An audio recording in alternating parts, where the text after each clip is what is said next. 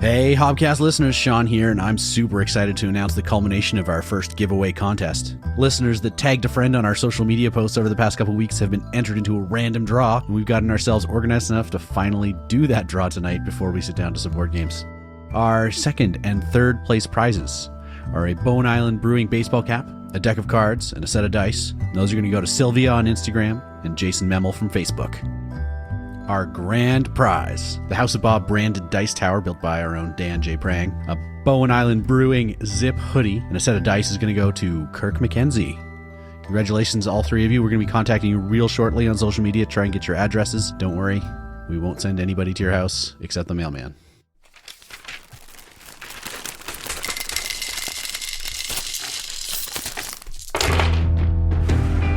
Last time on House of Annihilation. The crew of the High Havoc delve deep into the jungles of Chult, hoping to find a cure for a terrible and deadly curse. Along with their guides, Faroul and Gondolo, they follow the winding path of the river Tariki, encountering strange and dangerous plants and animals. Now, after recruiting a new member to their party, they are about to find out why the river Tariki is widely known as Chult's most dangerous body of water. I'm Dan. I'll be playing Leanni, Leanna, Servana, the Elf Beastmaster. Hi, I'm Jake. I'm playing as Cranston Thorne, the half-elf bard. My name's Alex, and I'll be playing as Horrik Jones, the human fighter. I'm Cristina, and I'm playing Douglas, the Ganassi evoker. I'm Trevor, and I'll be playing Rye Vin Osbon, half-elf barbarian. I'm Shubert. I'll be playing Faroul of Faroul and Gondolo, adventurers and guides extraordinaire. If you like what you hear today, be sure to subscribe for more content, rate us on iTunes, and head on over to our Facebook and Twitter. Tell us what you thought. Roll on.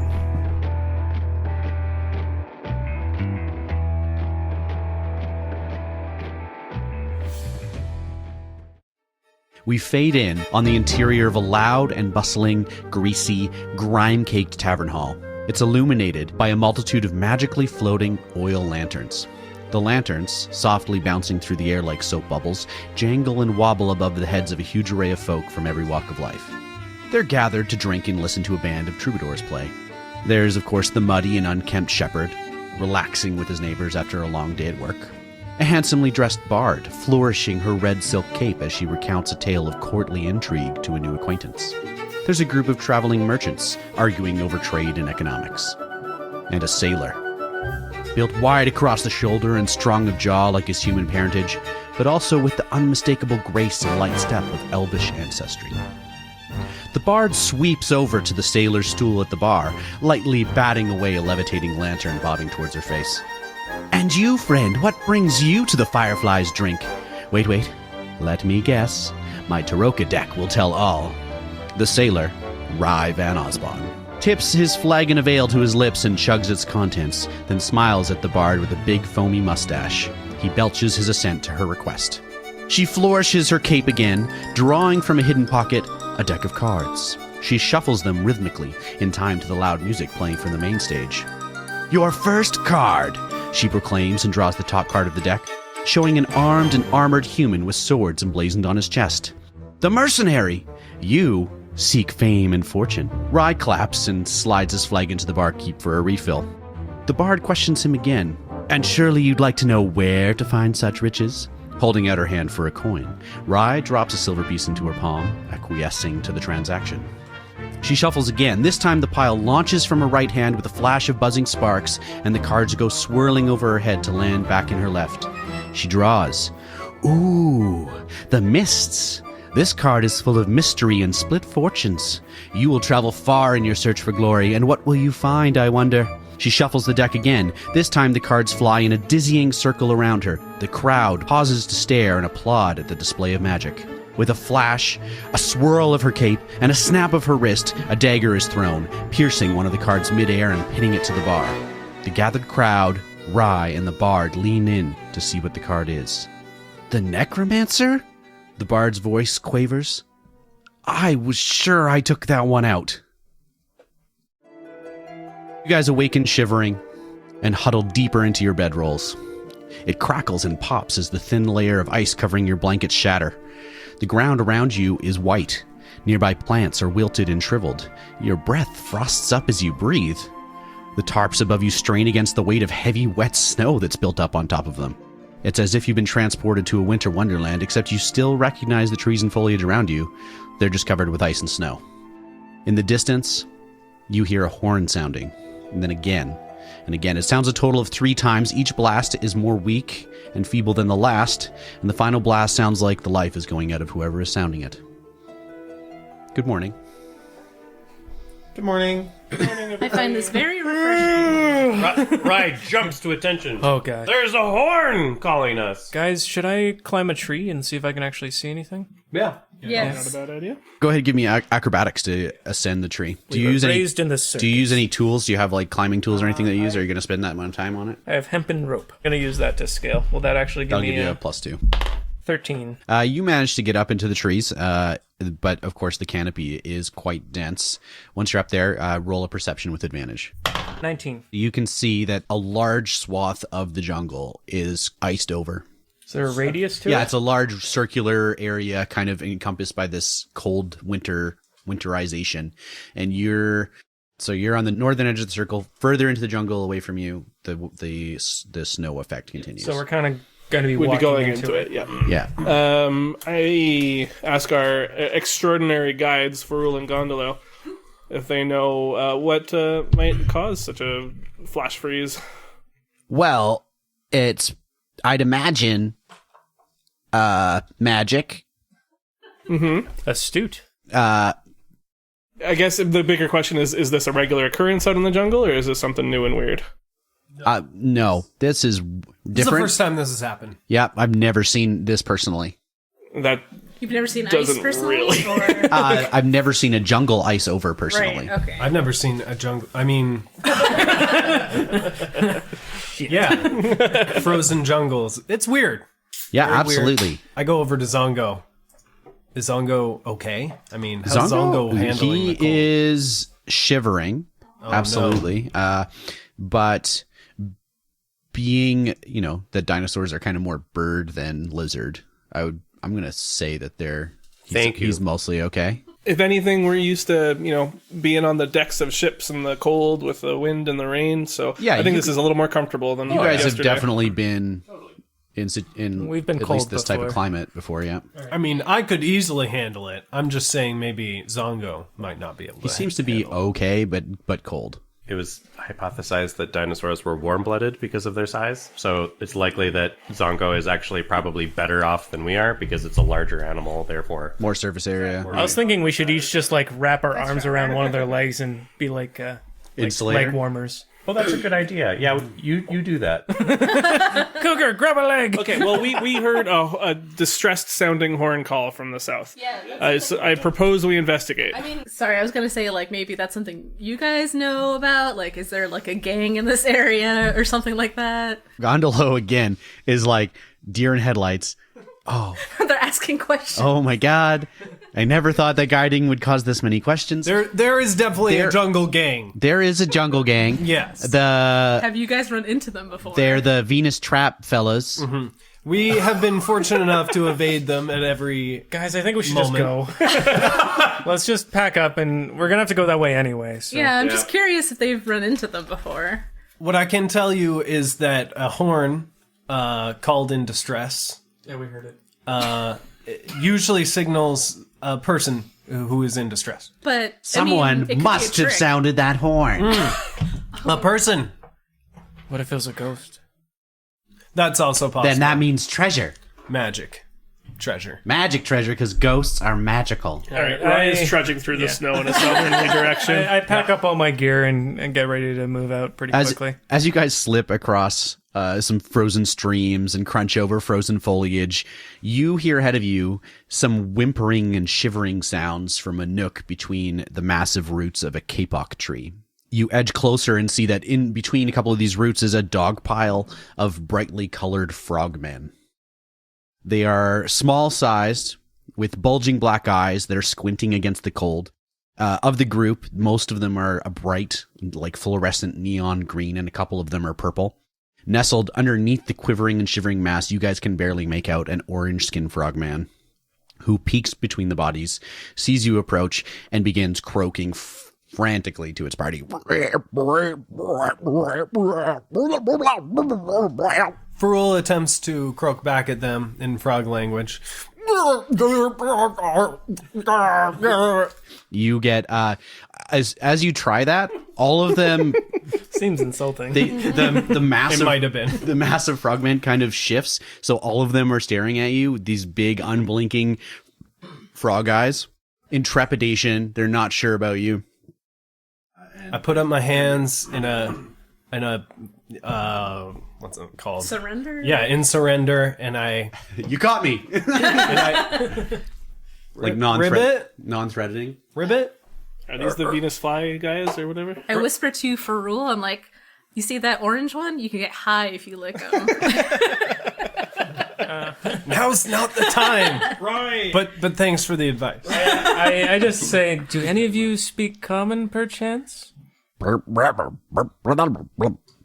Truthfully, guys, Rye feels that this would be a group that might just attack us on the jungle if it wasn't for the cold. All right. I feel like you might be projecting a little. I'm going to take off one of my my hide cloaks and leave it on the ground near them.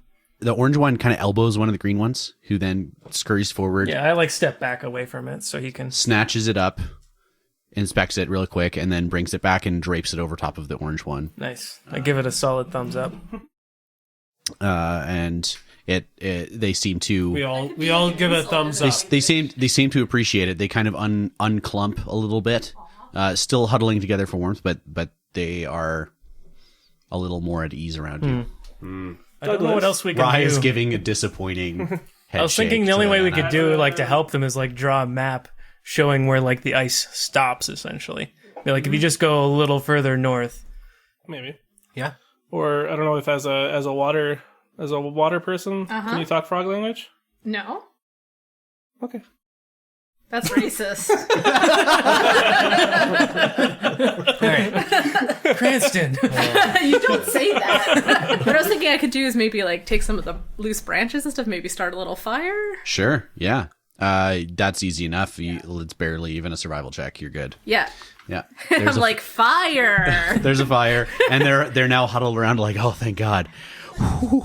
They see you cast the spell in order to summon the fire, and they immediately start to ribbiting at each other and nudging and like pointing and poking, and they're trying to convey something. The purple ones are like nodding their heads emphatically at the orange one. The orange one's like rubbing his chin. He seems a little like, oh man, I don't know. I don't know what's happening, and I'm They like, really and like I just what kind you're of doing. like wink and give him the kind of like. As you guys are kind of trying to start communicating, and now that the fire is going, the orange and purple frogmen start assigning some jobs to the green ones, and a couple of them run off into the forest, and a couple minutes later we'll come back with small animals to cook over the fire for breakfast, and they immediately offer you some of their food. I feel like we're on like planet Earth or something. How does the food actually look like? They basically have caught like what Squirrels. What we would have eaten, yeah, essentially? like non-poisonous small animals, basically. Other frogs, like tiny frogs. Larger frogs actually that are Whoa. like more of a grayish green color, But rather smaller than them. Do we got No, time to sit they down are with like these guys for a halfling minute? sized. Oh, These guys okay. are halfling sized. Yeah. Okay. Sorry, somebody asked me I was something. going to sit around the fire with them and Yeah. I guess have breakfast essentially. Yeah, we haven't had a nice Yeah. breakfast in a while.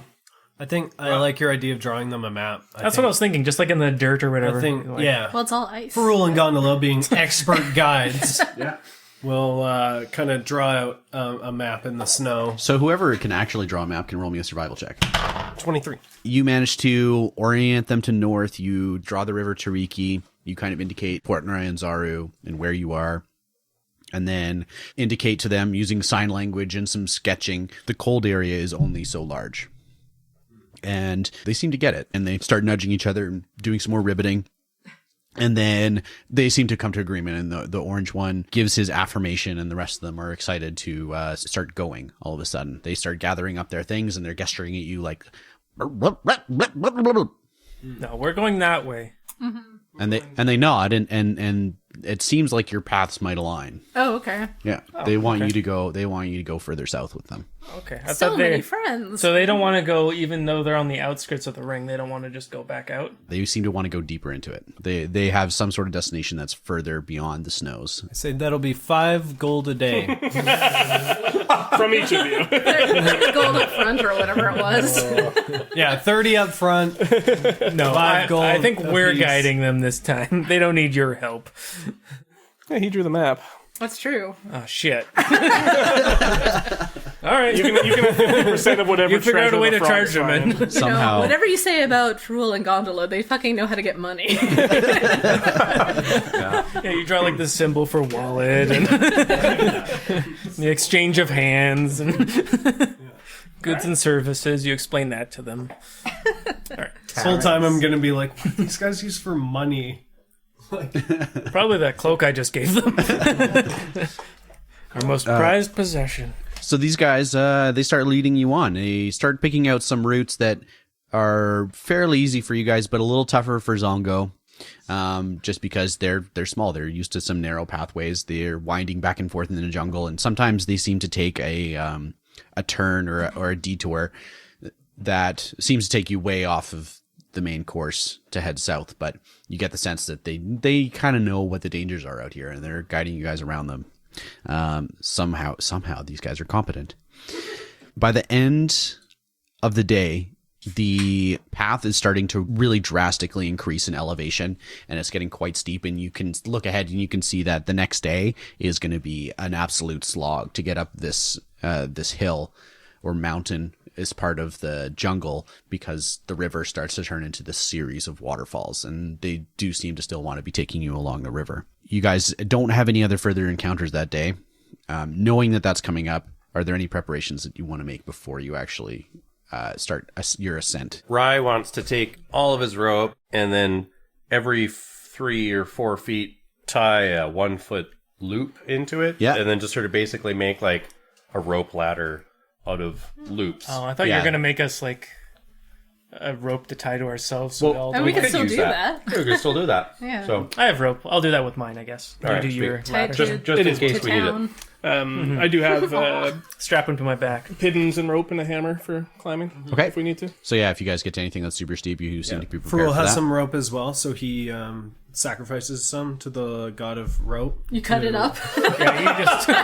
Starts burning it. Yeah, I burn it in a fire. I'm confused. And now, hopefully, the god of rope will aid us. What's Yeah. your god's name? Rain rope. Ropey. Horrik brought another 100 feet of rope for. Just don't let him sacrifice it. Horrik also has a ladder. He does. I Yeah. forgot about the ladder. I hope it's like. Is it like collapsible? 10-foot ladder is still like. Sure. Carrying it like. Yeah, visually, I like to Like, there's imagine no it as like one stealth. solid piece. I prefer imagining it as a solid ladder. You'd have a lot of trouble just walking through because you All hit of like us in a every row tree branch. carrying It's on it through the it's on jungle. Zongo's cart. Oh, is it on? Okay, that's more acceptable. Like a Three Stooges thing. Every time you turn it's around, still you silly. like whack us. How are we going to bring Zongo up? Well, as far as you know so far, it's steep, but not like cliff face. Okay. And thanks to the Ropey, the rope god, Someone goes he like will that. bless just our passage. He will just hover up into. No, we just have to tie a rope around Zongo as like a good luck charm, like a rabbit's foot or something. And then he will be. So you Blessed by know his Ropey. god. Blessed Oh, by I'm Ropey. a devout worshiper. I think, aren't we all followers of Ropey? I've heard hundreds of feet. Please tell me more of Ropey and His hempen exploits. grasp embraces us all. All right, so the next day. That's fair. All right, so the next day you guys are beginning your ascent up the steeper hills. I'm going to have everybody make a Constitution save. This kind of will encompass your effort for the whole day to just avoid extreme exhaustion. 21. Nice. Natural 20. Nice. 18. Okay, good. 9 for Leanni. 9 for Leanni. I did cast Bear's Endurance on myself, and I got 14. How long does Bear's Endurance last? 1 hour. 1 hour. All right. Leanna and Town are both going to take a level of exhaustion. Your level 1 of exhaustion disadvantage on ability checks. Your journey with the frogmen takes you a few days. In the course of that time, you guys could be trying to communicate with them in any way that you think you might be able to. I don't trust frogs. Faroul the whole time is just like, ribbit. He's just trying to learn frog. I think you're choking. I give you the high mark. For all the effort, they try and ribbit back, but it doesn't seem to do much. Will any of them talk to me?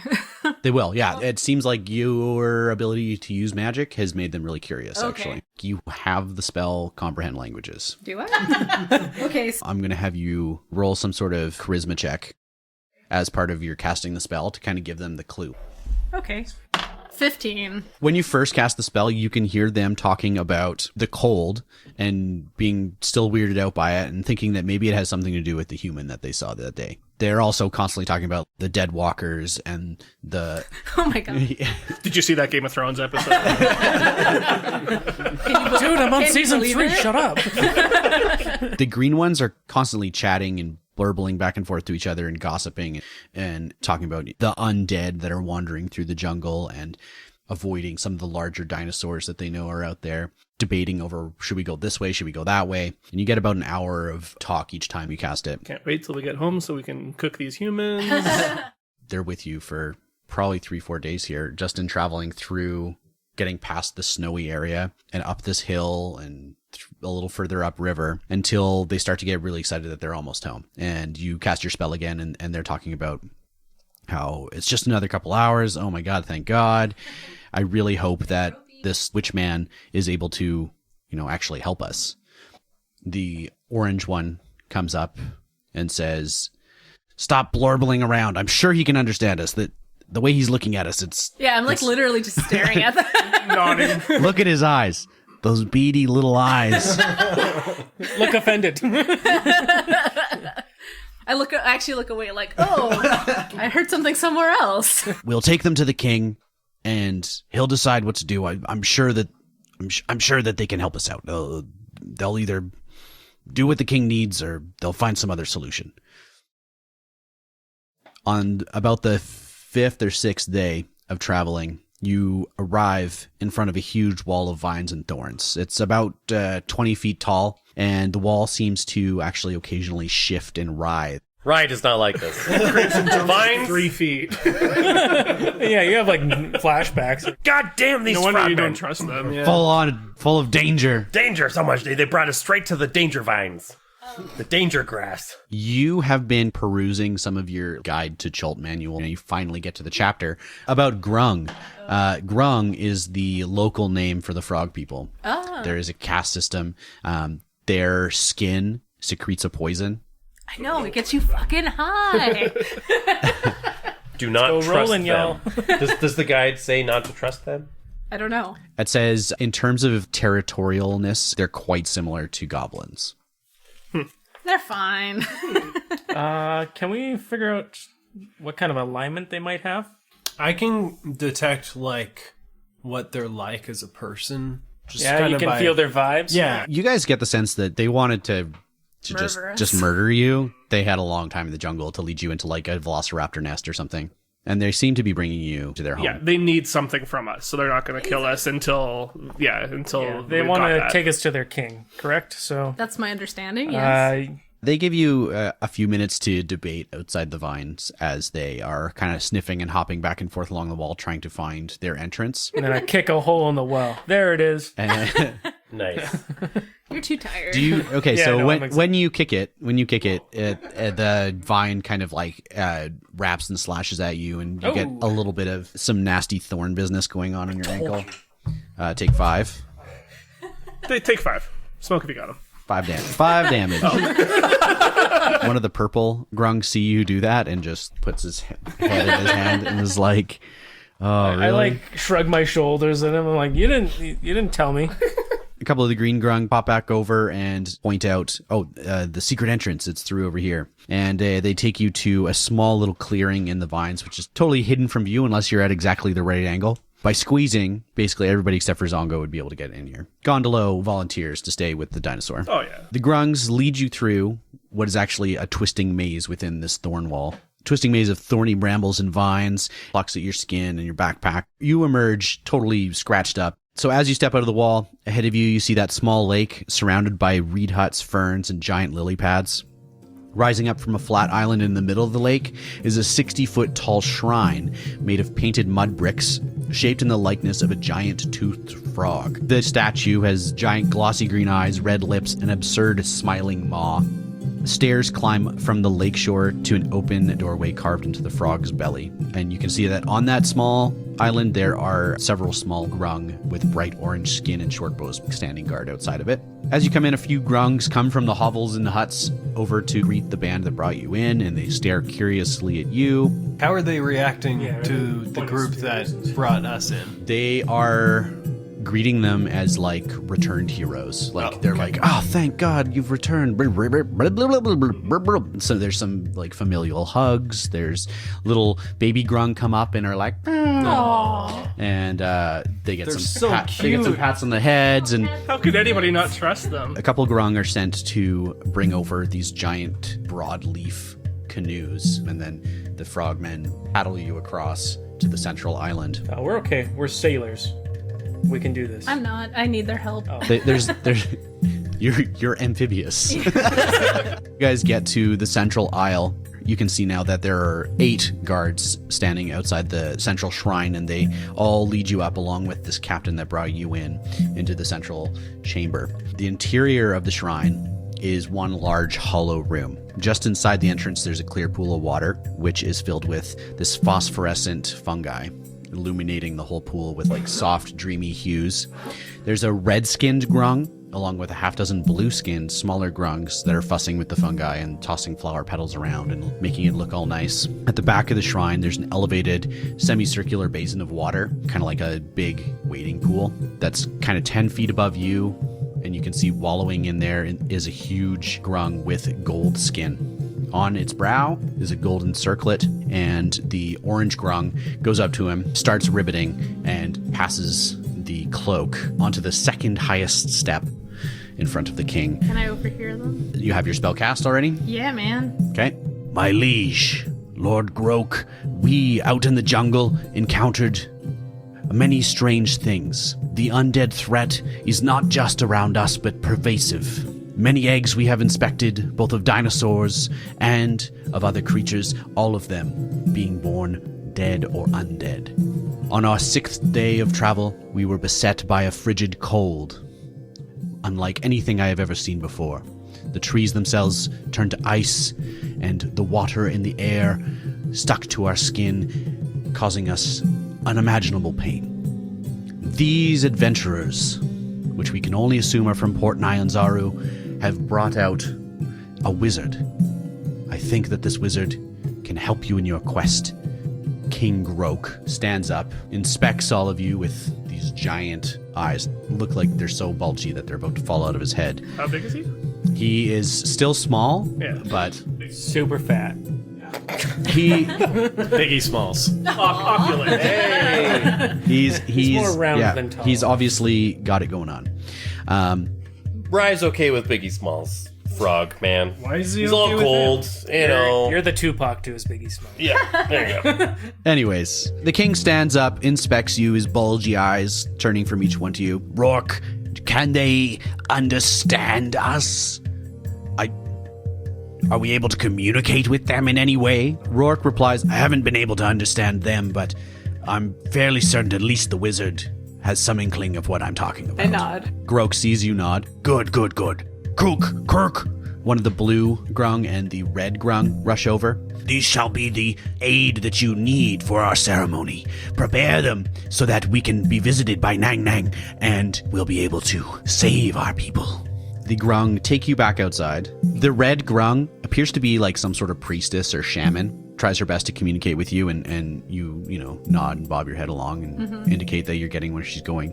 Says, we're trying to save our people, and if you'll come with me, I can show you what it is that we're trying to do. And she takes you over, and you can see that there's some large clutches of tadpole sacks in the large pool or the pond. You can see whatever's forming inside it is already black and rotten and gray. Oh, yeah, sure. And she's obviously really freaked out by this. I really hope you understand what I'm talking about, but something's happening to our young, and the king believes that if we can summon the goddess Nang Nang, he can mate with her and create children that will be impervious to whatever this disease is. I hope you can help me. I have ideas for how to do this, but I just am not sure. Maybe I just go kind of like, like show me what you Yeah. been working on. Sure. She looks around and looks at the other grung and seems to think for a couple minutes. I'll get you to roll an insight. 16. She seems like nervous about what she's going to try and say to you and wants to get away from the other grung so that she can talk to just you guys. Okay. When I go like show me and we start to walk, I kind of motion to the other guy like, no, it has to be between us. Yeah, for sure. Magic to magic, two you know. of us. Crook seems to see what you're doing and is like, yes, I must speak to the wizard by myself. This is magic speak. And I'm nodding my head real big, like, yeah, magic. Start shooting fire out of your hands. the other grunks are like, oh, okay, yeah, oh man, and they like plug their ears and walk away. She says to you, King Grok is basically out of his mind. I have no idea. I have literally no clue how to summon a goddess, much less have any idea why she would want to mate with him, and like where would her eggs even go? I don't even know. Like she's a goddess. She's a goddess. She's just gonna leave her eggs here. Yeah. Like she's gonna take them to her, frog plane. So we need to trick him. Yeah, I put my hand on her shoulder and I'm like nodding, like in a way, like yeah, we're on the same level. Okay, good. She puts you in a boat, rows you over to her hut, and shows you guys. She has this collection of pigment pots. And she said, these are magical paints. Whatever you create with them will create an illusory image that could be used to, it's not going to be amazing, but whatever you paint will come to life, kind of. But we kind of have to sell it that it's actually her so that the ceremony can go forward. If it fails, I know I'm dead. Probably us too. Have I noticed anybody here with a propensity to do any sort of drawings? I have a disguise kit, and I'm decent at that kind of stuff, and forgery and all that, so I probably could. I kind of imagined we would use these pigments like on someone to make them look like the queen or the goddess or whatever. And if that's what it is, then I think my disguise would work. So somebody's got to fuck the frog. Oh, you could do it like right on the shrine or something. Yeah. Something that she wants to add or does add to it is that something on top of the paints will have to be done in order to make it look convincing. Like this is part of why her magic just won't do. Yeah. Yeah, I could make some sounds of their people or whatever. Yeah. Here's one thing that's going to be tricky and where we may need to get one of the grung to help us, is that we can't speak their language, so we can't make the illusion say what we want it to say. Yeah, that's a good point. What if we painted her? Ning Ning could just speak through this shit. Yeah, exactly. Right? Yeah. So if she acts like possessed or whatever. As pirates, you guys are familiar with sails and stuff like that. You could create something that is billowy or catching the wind like in just order a backdrop. Yeah. Or even like some sort of clothes getting all billowy and We can have around. one of you on the side with a fan. With a big palm frond. Rye, how are you feeling over there? Your compatriots are kind of planning something. I get the sense you're planning something different. Oh. No, Rye isn't planning anything. While these guys are planning, what are Rye and Horrik doing? Horrik is wondering what these frogs might taste like if they were cooked up with some butter and maybe Rye is some garlic. walking away from Horrik. These are... He's just like... Horrik is hungry. Man, they've been We have feeding rations. us. Frog-sized rations. Horrik's a big man. He's 280 pounds. What? He's a How did big you even man. get up the fucking incline? Yeah, you should just be permanently Because exhausted. he's jacked. Horrik's a big guy. He needs a lot of fuel That's right. to feed. Horrik requires 6,000 calories a day. Wow, that's crazy. I give you some of my rations. Do you start rummaging around the village for more food? Oh, definitely, yeah. All right. Rye will help him with that. Stealing candy All right. from babies and stuff. Horrik and Rye are Learning so much. slumping around the village trying to find some extra food. Go ahead and give me some perception.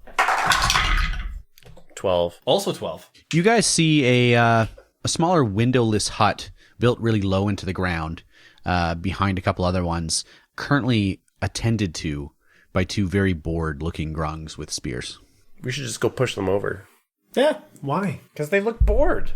Give them something to do. So you go beat them up? We're not beating them up. Oh, horseplay. Huh. Spear throwing contest. Leapfrog. Yeah, I would pull out my rope with all the little loops and stuff, walk up to them and push one of them over, and then look at the other and nod, yeah, that was cool. And then I'd take my rope and I'd throw it off and I'd unfurl it so that it just sort of unravels. And then I'd pick up the spear from the one that I pushed over and I'd throw it into try and see what loop I could get it into. Sweet. On the other. So that it's like a... Oh, it's like lawn darts. It's like lawn darts. I'm playing lawn darts with a bunch of bored frogs by some windowless hut and some stupid frog thing. Okay, I like You it. didn't have to push him, though. I'm establishing dominance. Give me a ranged attack roll. 23. Nice. So you have a 50-foot rope with a tie every 5. Yeah. You've got it at the 47-foot mark. That's pretty far. Nice. Horrik, did you want to give it a shot? Absolutely. 11. Yours goes about 25 feet. The frogmen both see this and they turn to each other. I threw their spear and I'm giving him my javelin. He takes your javelin, tests the weight of it. It's a little bit long for him, so he's kind of, I guess. Takes a launch, fires it 20 feet.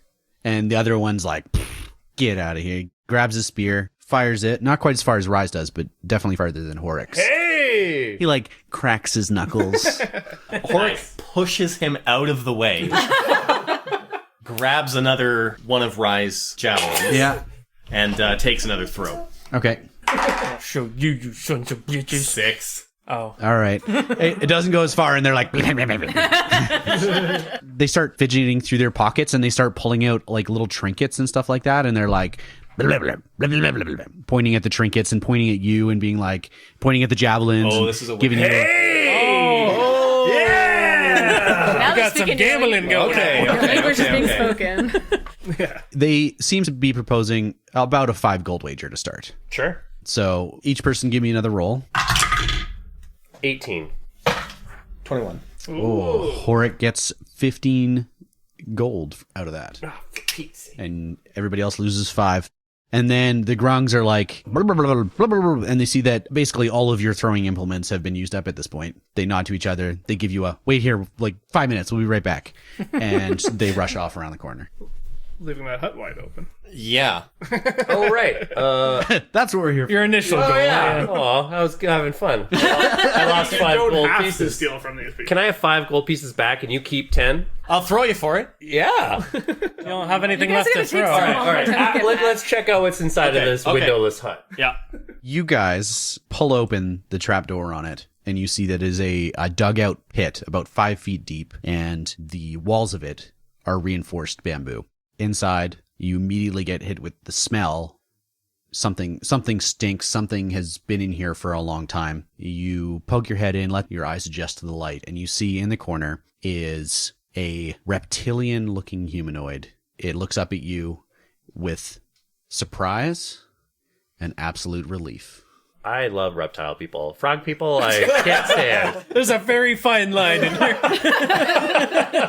It's amphibious is the thing. Yeah. He is green, humanoid, stands on 2 legs, has a long ridge, like a dorsal fin across the top of his head, clawed feet and fingers, wearing a traveling cloak and a jerkin. Does not respond verbally when you ask him if he speaks common. The entire area is filled with the smell of lemons. I ask him if he speaks Elvish in Elvish or Halfling in Halfling. Shakes his head and goes wafting air towards him. He speaks and smells. And you can smell something akin to brimstone. He is looking around, kind of trying to think of something, and then holds up his hand and makes a pen gesture on it. I toss him a small dagger. He grabs it and he starts scratching into the ground. Name, Dragonbait. Dragonbait. That doesn't sound like a good name at all. Your parents are cruel. Ha ha. Horrik asks, why are you here? Captured. Duh. Duh. Duh. For what? Yeah, we got captured too, but they're playing games with us. He writes, "You see other human, brown hair, question mark." No. He seems a little bit trepidatious about what he writes next, but then he just is like, whatever, I'll just go for it.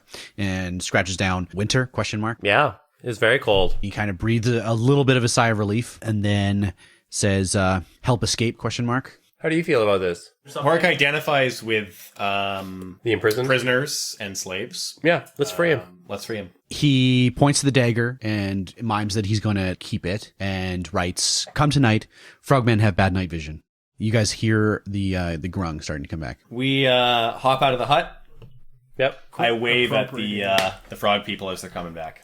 They've got like a bushel full of javelins and they're like, They're ready to lose some money. Yeah. you guys spend some time playing throw the spear with them. Yes. Throw the spear. You should come up with a better name. Spear Throwers by Milton Bradley. Eventually, dinner time does roll around, and you guys all kind of gather back together. You get a pretty clear idea that she's going to want you to do it kind of around sunset. But your comprehend languages last for like an hour, so unless you continue to cast it and use those spell slots up, there's a time limit. Grok is like, chop, chop. Chop, chop. Okay, well then Let's get this nang nang in the house. in the bang. Yeah. So if we're going to do that tonight, we're going to need to then, I guess, start painting the statue right away. Yeah. In a somewhat ceremonious manner. Okay. To make it look like everything here is intentional and above board, deceptions would be on the table. You guys will have an advantage on deception because they can't speak your language. Yeah. Yeah. How does 28 suit you? Oh. Whoa. It's deceptive as shit. Cranston elbows you out of the way and is like, no, it needs to be green. You guys are painting away. Cranston is directorial enough that what needs to get where is getting put in the right place. The grungs are at first kind of trepidatious. They're painting on the shrine, but eventually see with the reverence with which it is being done. And they're like, okay. Yeah. Yeah, like we put out some candles and stuff like that to make it look like it's part of the ritual. Yeah, pentagram. Yeah. I don't know. Yeah, we've got our goats ready to sacrifice. The blood altar. Horrik and Rye, do you guys tell everybody about Dragonbait? None of the frogs can understand us. Yeah. There's no reason not to. We're mostly pirate brethren. So we broke into a prison cell earlier today. Oh, yeah. What'd you find? And we found like a weird little dinosaur lizard man. Huh. Yeah. I gave him a knife, and he wrote on the ground that he wants us to break him out. It seems that he knows about the frozen jungle wastes. Do you think we could just actually go talk to him? Like, Well, he doesn't speak. He doesn't speak, but he can Elvish? understand us. Yeah, he doesn't speak Elvish, doesn't speak human, doesn't speak. doesn't sound like he speaks at all, eh? He writes common. He writes common. Yeah, he writes common, and he seems to understand Maybe common. they took out his tongue or something. Oh, yeah, I didn't even check. Open your mouth right now. That's one of the first things I ask when I meet a new person. So we were thinking of either pickpocketing or They're breaking going the to be lock. distracted tonight for sure, right? Oh, yeah, Because totally. They're going to be watching this ceremony. No, We should don't do see it how while the king bangs the statue. All right. Yep. Okay. Let's go for it. Cut to Cranston, you see him carving a hole.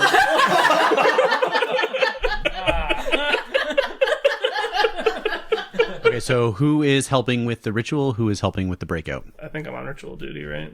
Breakout duty. I'll be breakout probably Okay. because I don't think I'm needed for. Faroul, what would you like to help out with more? Faroul gets out of bed. I was in the cart. My leg was broken. Yeah, you're sleeping with town. It seems better now, though. Okay. That's good. Okay. Are you helping with the breakout or helping with the ritual? Yeah, I'll help. You're not. Are you invested? Which thing? Help which one? Whichever dog. I have a suggestion for Rule if you're willing to listen. Yep. I know how much you love drinking, All right. Yeah. and So we got. I think the king likes drinking. Yeah. So if he's liquored up for the ceremony, he's not going to question any little slip up that we Yeah, do. that's a good idea, actually. Bring some You wine probably to know the some king. drinking games, yeah? Oh, I'm sure you could schmooze them. Okay, so pre-ritual, Faroul's gonna try and drink Grok under the table. Yeah. I like that. What kind of like gestures would you do to try and convince this king that he should be drinking with you? I bring in a whole cart of the finest alcohols and liquors Alcohols. that this land has to offer. And I say, being a king as dignified and amazing as you are, He can't understand. He goes, I'm like, wait, I don't need to bullshit these guys. I'll just say some stuff and then give them this beer. Just do grand gestures with I think your you just hands. point at the booze and point at him. Yeah. You go, And then I grab some and then I hand it over to him. I'm like, eh? all right, persuasion. How do you hand gesture, don't be a pussy? Yeah, do the chicken dance. All right, I rolled a 12. He's into it. He takes the mug from you, takes a sip at first, and then does a double take. He's obviously never had anything like this before, and as an obvious creature of excess, is definitely into what you're selling. And I'm pretending that I'm like, whoa, slow down, but I'm like actually just refilling his mug. Yeah. He starts trying to teach you some of his cultural music. I was actually going to ask if I've heard any music. playing. You're outside like painting. Faroul's gone inside with all this alcohol, and you hear. You feeling this vibe? I don't know if I'll be able to mimic that. I would get my lyre totally out of tune, I guess. Faroul drops a beat for him to over. Yeah. But I think Remix! Yeah. Sun starts to set, and plans need to be put into action. We'll start first with the ritual crew. The painting has basically been done. You've got a good deception check to make it look like as you were painting, you were doing it for a good reason. But now I need to know how well done is the representation. So I'll have Cranston give me a intelligence check. 14. Okay. Crook begins to do her shamany ritual and saying the magical grung words and making the magical grung gestures. And anything you can do to make the illusory nang nang more lifelike or moving around or anything like that. That is sort of in a watered area, right? So I definitely want to be trying to control the water from yeah. another area. Okay. You're like behind the shrine. Yeah, like, exactly. Causing like waves and stuff. Can you like disguise her eyes or something? Like make them glow whiter? Yeah, I give her a little bit of makeup to... Sure. Make it pop, you know? Sure. I think at the moment of arrival, I do the thunder wave, just like a huge clash of thunder to announce her arrival, and then start playing the ethereal kind of godly music. So waves are starting to kick up, spouts and bursts of water starting to splash around. You can see that the assembled grungs on their lily pads, and some of them are on the shore of the shrine, are all like, ooh, oh my gosh, whoa. And Grok is standing there. He's resplendent in his acquired cloak that he got off you guys. I pop a enhance ability on Crook. Is the shaman? Yeah. Yeah, just to help with her inevitable bluff check here. All right. Yeah. Sounds good. He's there, and his eyes are growing wide, and he's seeing the waves kicking up, and then there's the clap of thunder, and he's like, and this is where Crook gives a nervous side eye over to the nearest one of the party, and is like, blah, blah, blah, blah, blah, blah. And she's trying to convince Grok that she is possessed by Nanang. Is there any way I can like help with this by just being like, oh my god, it's Nang Nang? Crook also begins to cast a spell, and actually the plants and grasses and some of the lily pads start to suddenly accelerate in growth. She's using some of her like druidic powers to like enhance the plants around, as if Nang Nang is like blessing the area. She starts to speak and yell very loudly towards Grok. If you have another comprehend languages in you, it'd be good to know what's happening here. I could do, yeah. So you cast it, and Crook is like, Grok, my child, you who have raised these grungs from tadpoles, you who have sheltered my children, the evil of the world is upon you. While I cannot heal this place, there is another greater evil without. You must purge this land of the undead. That is the only way to preserve the future of the grung. Grok is like, Wow. And off to the side, you can see the orange grung Rourke is like a little more squinty-eyed, like, wait. He looks at Grok. He looks at Crook. He looks to the side and sees you kind of like peeking around the side of the statue. He nods and looks back at Grok and is like, I guess. Because he knows he's the one that has to go, basically. As that's happening, we have Team Jailbreak Woo! Woo! sneaking off to the side. Yeah. Luckily, no one can understand you. Give me a stealth. 6. 4. 22. Horrik and Rye like strut over to the jail cell, and the same two grung that you think they're the same. They look all the same, right? So you walk right up to them. You're just like, hey guys. They look at you and they're like, oh no. They pull their pockets out. They're like, nothing. I got nothing left. Leanna, you are concealed. You're hidden effectively behind something. All right. Am I able to communicate with them at all? You could be like on the far side of them and give them like a psst. Yeah. All right. I try to. I don't know how I would mime it exactly, but I'm like, get them away. Yeah. Get them away. I can get in. Rise on that. All right. What do you do? I push one of them over and grab the spear from the other and throw it as far as I can. And then I like gesture to be like, let's go get that. And like we're like rummaging through the dark for non-broken javelins. Give me a deception. 15. Nice. Okay, yeah. So you managed to lure the two grungs off to the side. Meanwhile, Horrik tries to sneak into the hut. You duck through the door.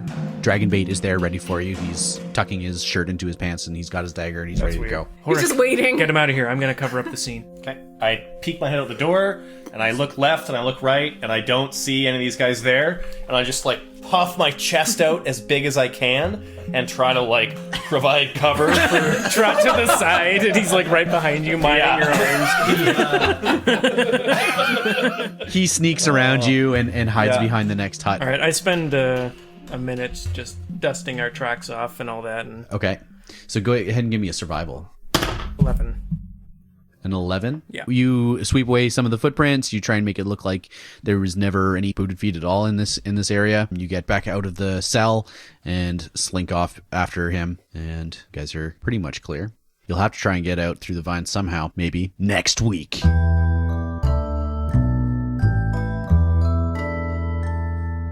House of Bob is sponsored by Ian at Bowen Island Beers. The music in this episode, including Twisted, Danse Macabre, The Other Side of the Door, Hidden Wonders, Mystery Bazaar, Dark Fog, and Brittle Rille, was produced by Kevin MacLeod of Incompetech.com and is licensed under Creative Commons by Attribution 3.0.